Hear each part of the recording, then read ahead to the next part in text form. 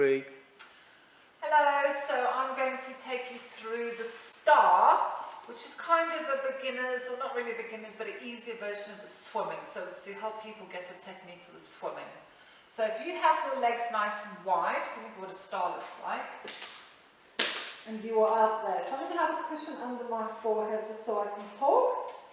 So the first part is putting the belly button in without coming to this massive pelvic tilt. So engage the belly button, give the spine a hug. We are going to work in opposites. So my left leg's going to squeeze my bum. So my legs are now lengthened. So I'm thinking of sending my legs away.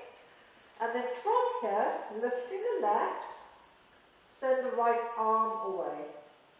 Without pushing down the left hand and right foot. Bring it back down.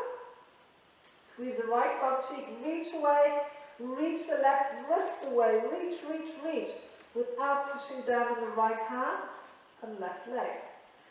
You can take this up further by lifting the head. Same thing, reach in the opposite direction, bring it back, and other side. Oh, cramping. And then reach, reach, reach, reach, and back again. And relax. Big cramps in my thighs, they're from all the exercise I've done so far.